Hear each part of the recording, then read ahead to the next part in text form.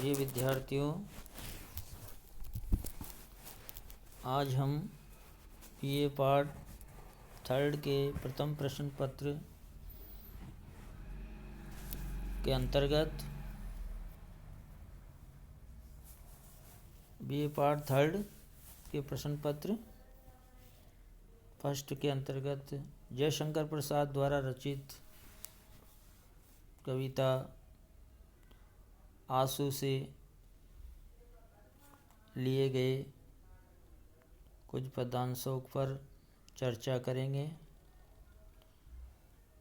पतझड़ता झाड़ खड़े थे सूखी सी फुलवारी में, किस लिए नव कुसुम बिछाकर आए तुम इस क्यारी में।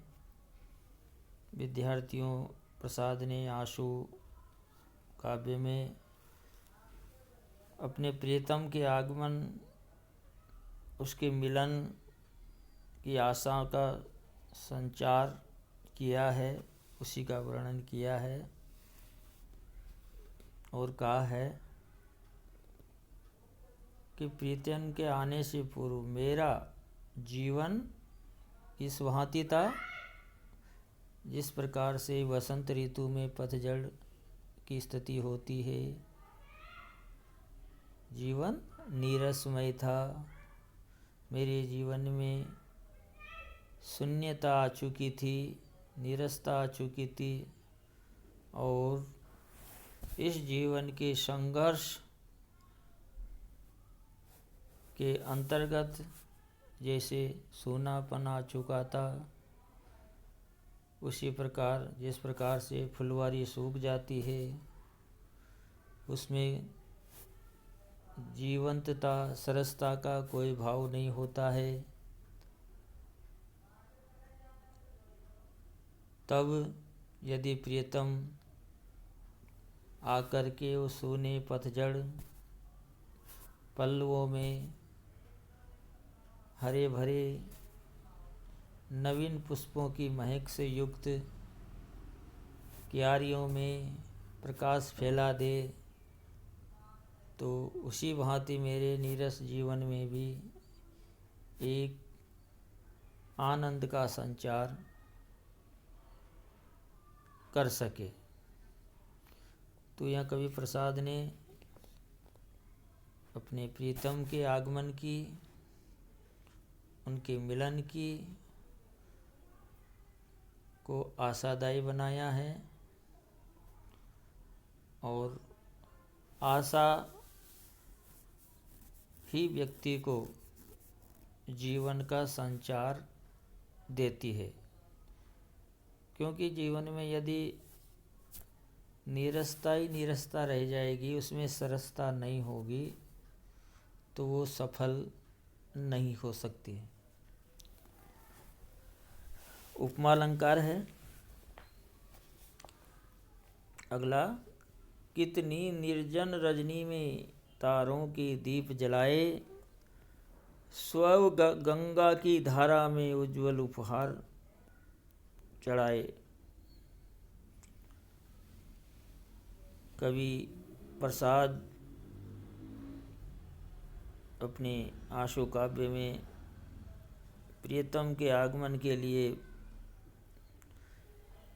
प्रेमी द्वारा जो प्रतीक्षा की जाती है, उसका जो फल मिलता है, उसमें उल्लास की जो भावनाएं पैदा हो जाती है, उसका वर्णन कवि ने यहाँ पे किया है।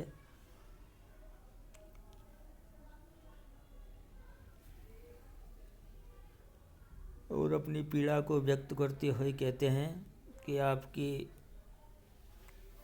इस पीड़ा में मैंने आपके मार्ग को देखते देखते, अवलोकन करते करते असंख्य हजारों करोड़ों दीपक जलाए और आकाश गंगा की धारा में चमचमाते हुए आपके प्रति समर्पित किए, क्योंकि ये दीपक जो है मेरे जीवन की उज्ज्वलता के ही प्रतीक थे। आगे कवि कहता है, शशि मुख पर घूंघट डाले अंचल में दीप छिपाए, जीवन की गोधुली में कौतूहल से तुम आए। जिस प्रकार चंद्रमुखी नारी अपने आंचल की ओट में सायंकाल होते ही दीपक जलाकर प्रकाश का संचार करती है, उसी प्रकार मेरे जीवन में जो निराशा के भाव को हटा कर के मेरे जीवन में जो अंधकार फैला हुआ था, उसे आशा का दीप जला कर के मेरे जीवन को प्रकाशित कर दिया। इस तरह आपके आगमन से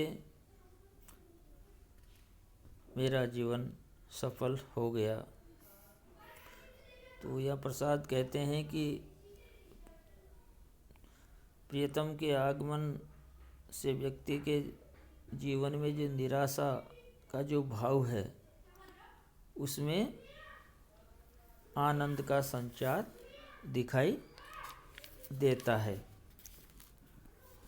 मैं अपलक इन नयनों से देखा करता उस छवि को, प्रतिभा डाली भर लाता कर देता दान सुकवि को। जयशंकर प्रसाद उसी को आधार बना करके जो पहला मिलन, उसके मिलन के अंतर्गत जो अनुभूतियों का संचार होता है, आनंद की अनुभूति का, उसका चित्रण किया गया है। और कहता है, देखिए कि जब पहली बार प्रीतम से मिलन होता है तो व्यक्ति उसकी छवि को बार बार देखने का प्रयास करता है, उसे अपनी आंखों से दूर नहीं करना चाहते।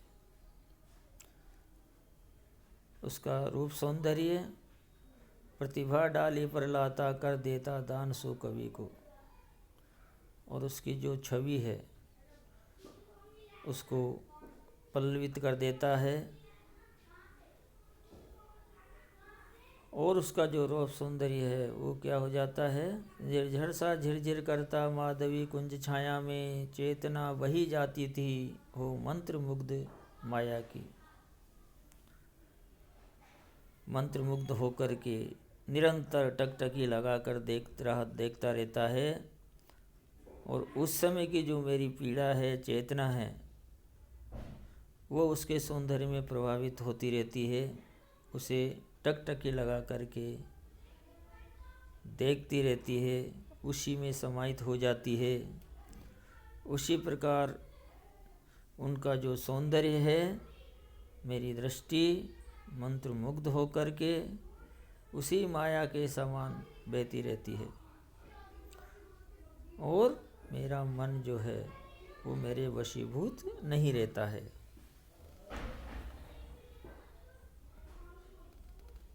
इसमें कवि प्रसाद कहते हैं कि चेतना का होना आवश्यक है। यदि व्यक्ति के जीवन में चेतना नहीं होगी, नीरसता आ जाएगी, तो उसका जीवन निरर्थक हो जाता है। इसलिए उसमें सौंदर्य रूपी चेतना का होना अति आवश्यक है। तो कवि ने यहाँ पे उपमान, रूपक आदि अलंकारों का सुंदर प्रयोग जो है किया है। घर में सुंदर बिजली सी, बिजली में चपल चमक सी, आँखों की काली पुतली, पुतली में श्याम झलक की। कवि प्रसाद उसी रूप सौंदर्य का वर्णन करते हैं यहाँ पे, और कहते हैं कि जिस प्रकार से घन जो बादलों की घनघोर मालाएं, उसमें चमकने वाली बिजली, उस बिजली की चमक में जो उसकी चंचलता है वो दिखाई देती है। उसी प्रकार मेरे नीरस जीवन में जो मेरे प्रीतम की छवि है, उसकी छोटी सी चमक दिखाई देती है। प्रतिमा में सजीवता सी बस गई, सो छवि आँखों में थी एक लकीर हृदय में, जो अलग रही लाखों में। मेरे प्रियतम का वह जो रूप मेरी आँखों में उसी प्रकार बसा हुआ है, जैसे किसी सुंदर मूर्ति की जैसे प्राण प्रतिष्ठा की जाती है, उसी प्रकार से जो है मेरा मन भी जो है उसमें आसक्त हो गया है। क्योंकि कवि कहता भी है कि मूर्तियाँ तो सुंदर होती है, किंतु यदि व्यक्ति में के जीवन में चेतना नहीं है तो वो सौंदर्य युक्त माना जाता है, सौंदर्य दिखाई नहीं देता है। इसलिए सौंदर्य के लिए चेतना का भ्रम होना आवश्यक है। क्योंकि जो जीवन का जो मूल मंत्र है वो ये है कि जो व्यक्ति आए और आकर के चले जाते हैं, किंतु पत्थर पर खींची लकीर अमिट होती है, उसी प्रकार आप भी मेरे नेत्रों में आकर के बस गए हैं। और वो जो सौंदर्य है वो अनुपम है, अलौकिक है, अनुकरणीय है।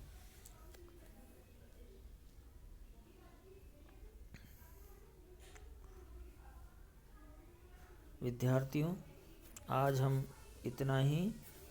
कल हम अगले पद्यांश के बारे में चर्चा करेंगे। नमस्कार।